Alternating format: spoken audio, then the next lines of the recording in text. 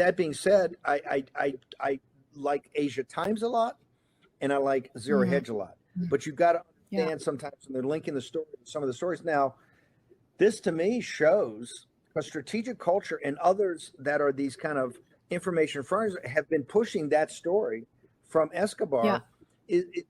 There's no coincidence. Today, it was announced that we're having the first joint military exercises on a large scale between Russia and CCP and the PLA on the Eurasian landmass. That was just announced today.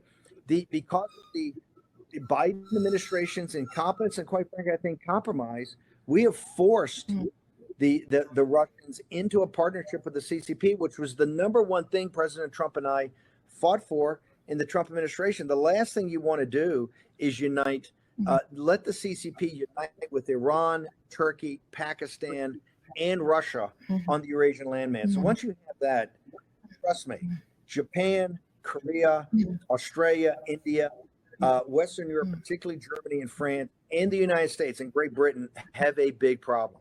Okay, we have, because of policy, forced that.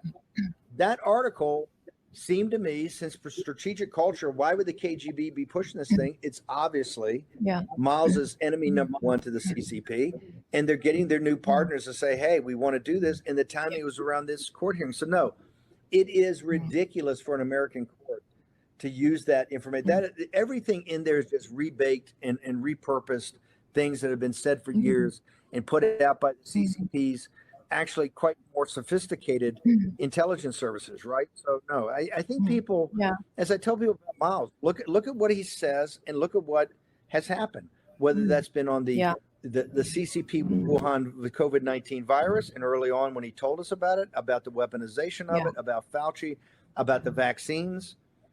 Tell me anything about the vaccines, about the CCP's infiltration of Wall Street, about its infiltration of our universities, our research labs, the City of London, British higher society, the United States cultural and political, right? Look at the statements he's made and look at what the facts turned out to be. It's a pretty good track record.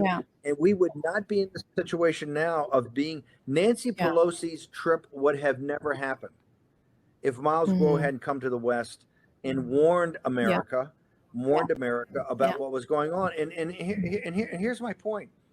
That's why he's a target of these people. If you just sit down and he he's a billionaire and just goes about his life and has pleasures, or Steve Bannon just goes away and does it, they're not going to be attacking us. They're going to say, fine, go do your thing. You're totally just go party, go play golf, go do whatever you want to do, go on your yacht. You'll have no problem. We're a target for a reason. We're a target for a reason. The reason is that we're coming after them, and we're not going to back off. And so, no, I think people just have now. I think people have to get, and one of the things we're trying to do on the show is get people a higher level of sophistication.